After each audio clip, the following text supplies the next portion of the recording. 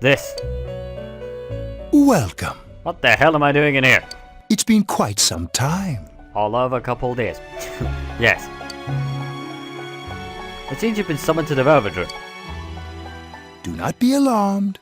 You are fast asleep in the real world. I am? I have summoned you within your dreams. Right. Now then, your journey has taken you quite a distance thus far. Do you believe you'll be able to successfully solve this mystery? Of course. I know I can solve it. Splendid! The precise destination of this vehicle, that too is getting rather hard to judge. If we continue driving blindly, we may end up leading you further away from the mystery that you must reach. Well, why don't we take a moment to look back on your journey? It was for that purpose that I summoned you here tonight. Margaret?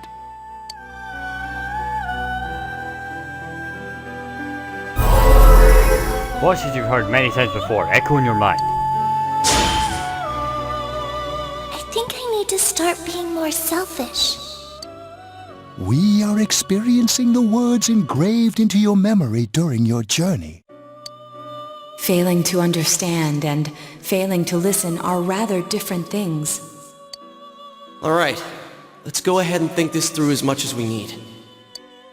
If we leave any unanswered questions behind, we'll just be lying to ourselves.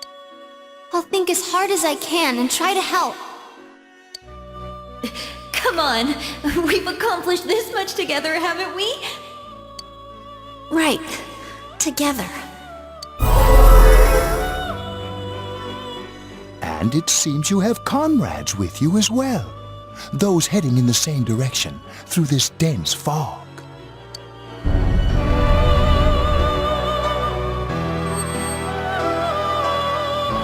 It seems that the car has stopped moving.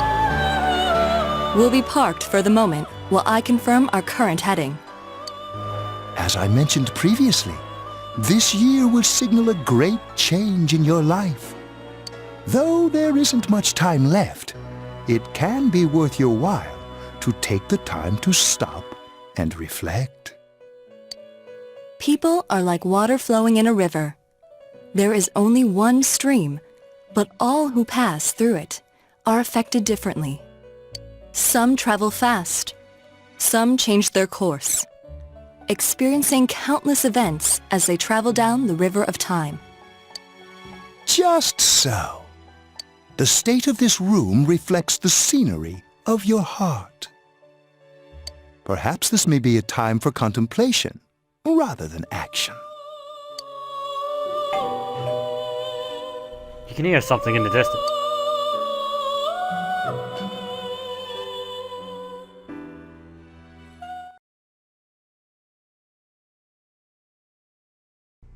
What was that? Seems that you've been sleeping till now. You hear the doorbell ringing. Someone seems to be at the door. I'm getting there, I'm getting there. Teddy's missing. Wait, what? I looked all over the neighborhood, but I couldn't find him anywhere. I'm worried. Yeah, me too. He was acting all weird lately. Rise and the others are checking inside the TV to see if he's gone back to the other side. We're meeting pretty soon, so will you come with me to Jeunesse? Yeah. Where could Teddy have gone? In any case, you decide to go look for him.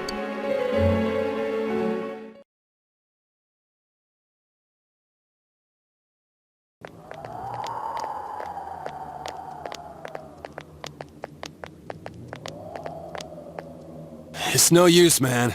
We can't find him. No luck for me either. I didn't sense anything over there. The fog's so dense it might be affecting my readings. I wish I could do better. I'm sorry. That Ted. Don't tell me he really went back to his world this time. We told him over and over that he could stay here. You recall the mysterious dream you had last night. This may be a time for contemplation rather than action. That's what Igor said, but... let's think about this. I guess that's all we can do right now. Yeah, true. He plays dumb a lot, but he's attached to us deep down. He wouldn't disappear without saying anything, right? Yeah. I'm worried for Teddy myself, but let's trust in him and await his return. Right now we must concentrate on the case. It won't be long before Namatame is transferred to another location. We must hurry, or we will miss our only chance to get his perspective on this. You know, I've been thinking about the case since, but something just doesn't seem right. Let's quickly review the facts. Of all the victims, only 2 were killed, Miss Yamano the announcer and Saki-san. From the documents we found in the car, we know Namatame had some sort of dealings with them. After that, there were multiple attempted murders in which we were targeted. It was only when he took Nanako-chan that we caught him in the act, identifying his modus operandi in the process. When I hear you put it like that, sounds like the dude's guilty. As a result of Namatame's arrest, the police admitted that Mitsuo Kubo was a mere copycat killer. Back up to yesterday. Remember when you said Namatame didn't have a motive to kill the announcer? That's what's bothering me. Right. Either he's completely nuts, or we're misunderstanding something. You lost me. She's trying to say that if Namatame is sane, then there may be facts in the case we don't know about yet. Sane or insane? Sounds like a play I saw before. When he talks about saving people, what does that actually mean? I don't think there's any doubt that it includes kidnapping people and throwing them into the TV. Could he mean saving them through death? He did call himself a savior, and said that the other side is a wonderful world. So they'll be saved if they die? What a bunch of crap! The bastard should have gone and saved himself! What do you think, Senpai?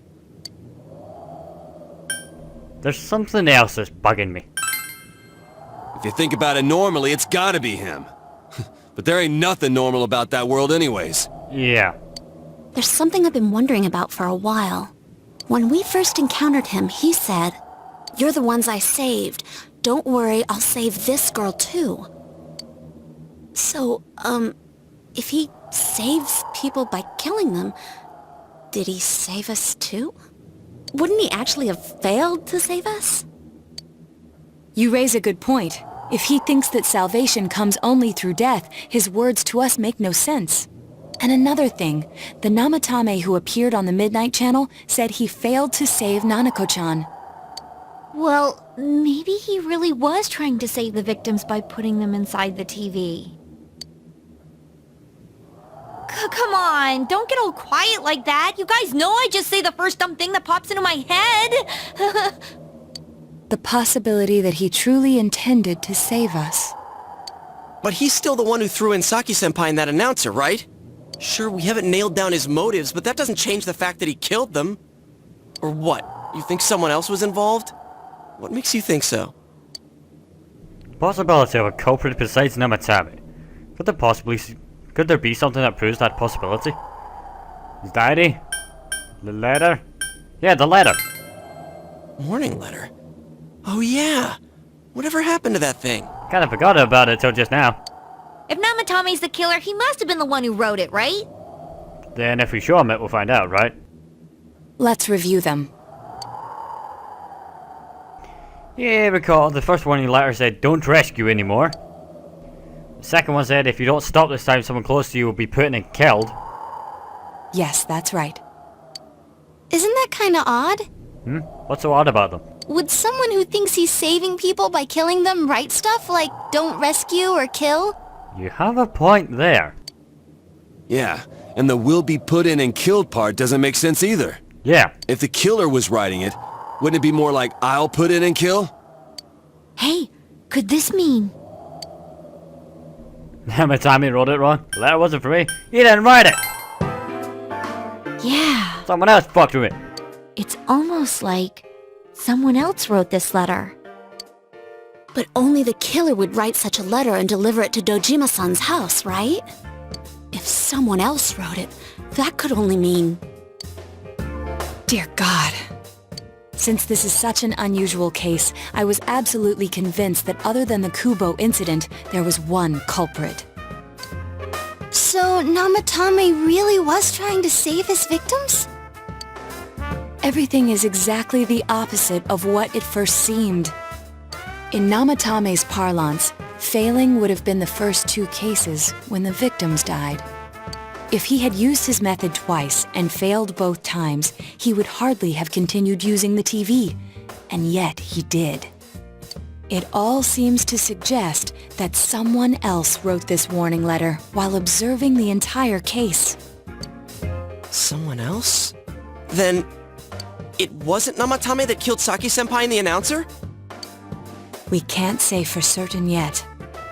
We urgently need to speak with Namatame face to face. You all work together to take another step towards the truth.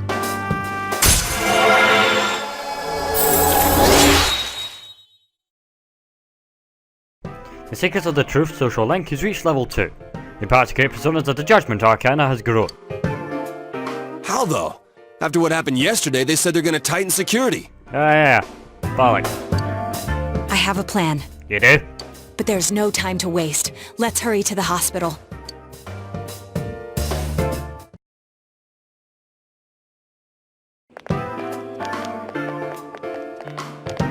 Hey, this place is off limits. I'm a doctor. I'm a consultant with the police. Oh, we're going with that angle. Okay. I'd like a few words with Namatame-san. May I go in? This is Unit 252, requesting confirmation on an ID. Name of Naoto Shirogane. Huh? Ah. Understood. I see. Well, you're on the list.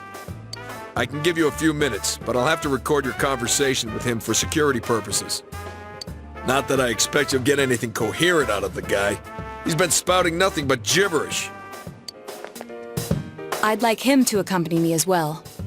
He has no identification, but this is an emergency situation, and he's here in Detective Dojima's stead.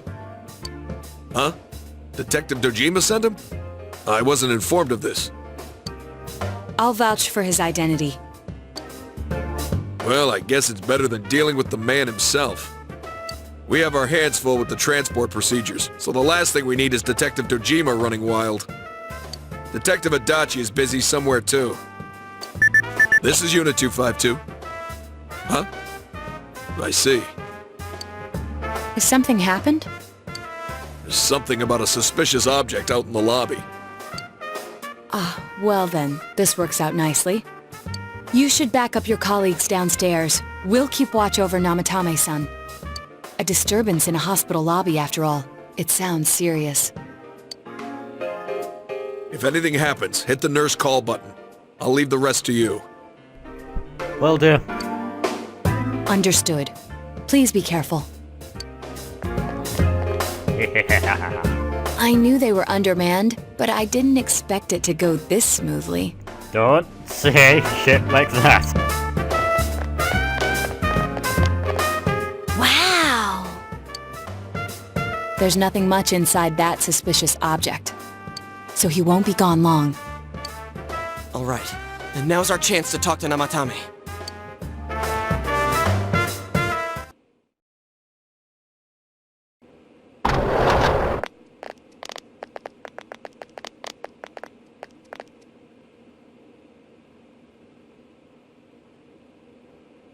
Namatame-san, there's something we'd like to ask you. It's tempting to think that you were the culprit behind this entire case. And to be honest, there are many in this town who hope you are. But we are here to learn the truth. So please, answer our questions. Huh? It seems that he understands what you're saying. What should you ask him first? It's saving killing people. No. If nobody saves them, they'll be killed. That's why I put them in there. Okay. Who'd you throw in first then?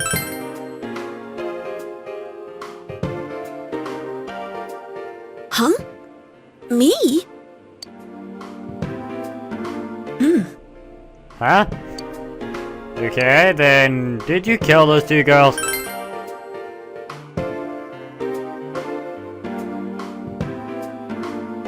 They were killed. I couldn't save them. Then tell me if my estimation is correct so far.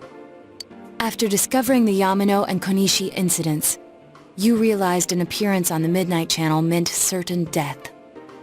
Thus, to save her from that fate, you kidnapped Yukiko Amagi. You couldn't let her be killed, so you threw her into the TV, preventing the killer in this world from reaching her. And you repeated the process as more individuals appeared on the Midnight Channel.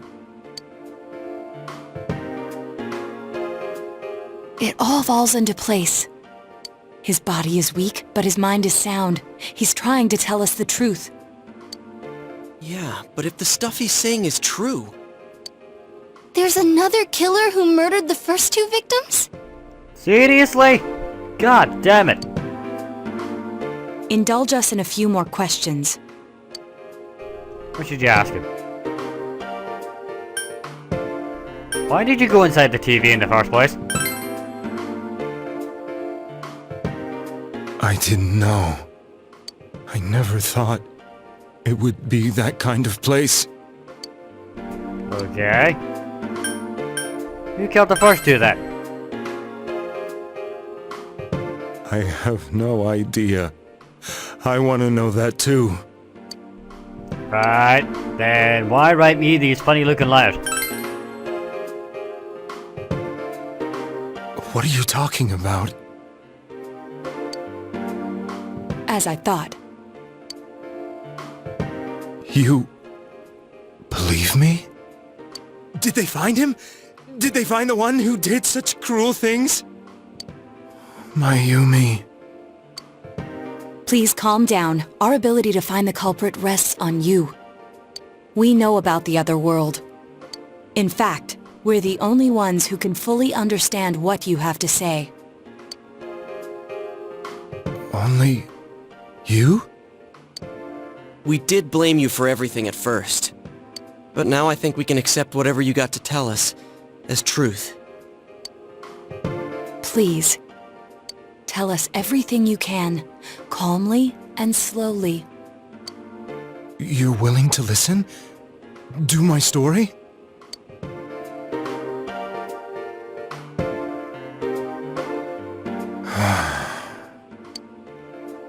All right.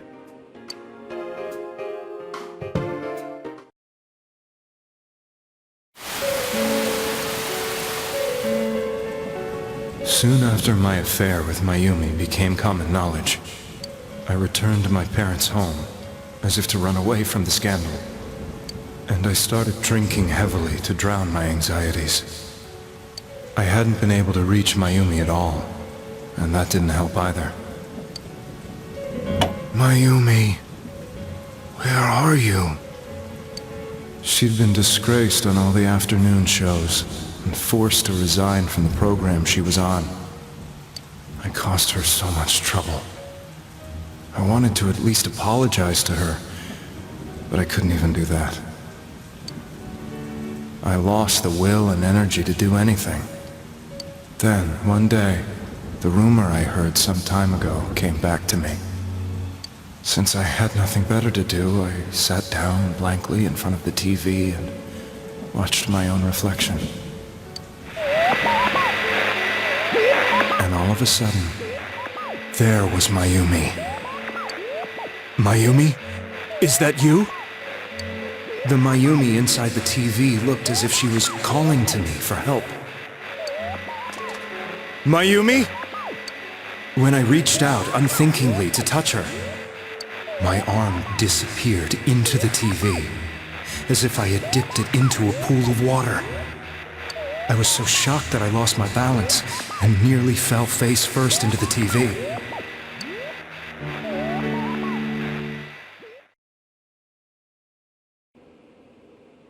I was so scared. I couldn't understand what just happened. I thought maybe I'd gone insane.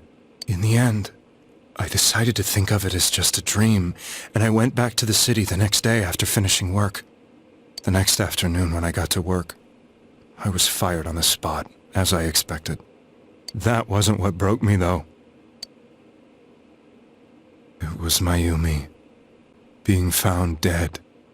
And not just that, but it had happened in my hometown. Namatame is casting his eyes downward painfully.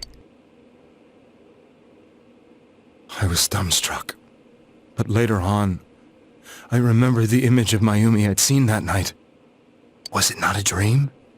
Could it really have been an SOS from Mayumi? I hadn't touched another TV because the first time was so terrifying, but I decided to try it again, and I confirmed that none of it was a dream. So that image, was it something Mayumi showed me, calling for help? That's how I felt. And eventually, you learned of the Midnight Channel. I remembered that when Mayumi was alive, she was chasing a rumor about some bizarre TV program. I'd heard about it before, but I thought it was just an urban legend. But then Mayumi appeared on it, and later turned up dead. The more I thought about it, the harder it became to believe that the two events were unrelated.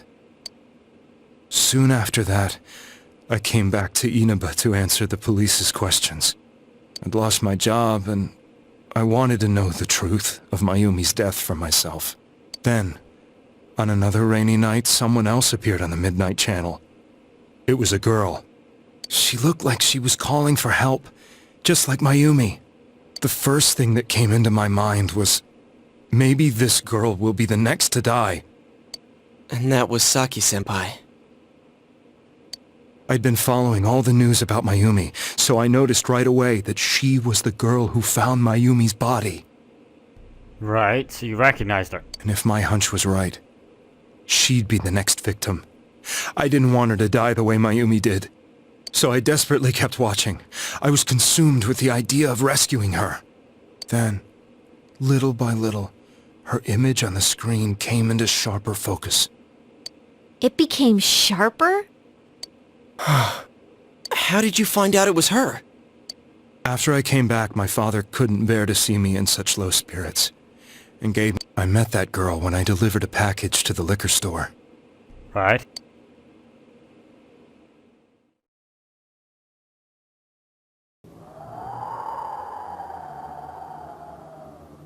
After agonizing over it, I decided to meet her, and told her to be careful.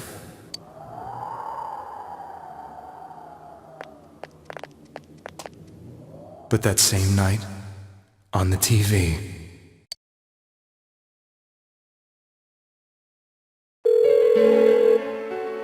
she looked as if she was being engulfed by some black shape. She was writhing in pain. That's why I warned her. Why won't she pick up the phone? Come on! Please!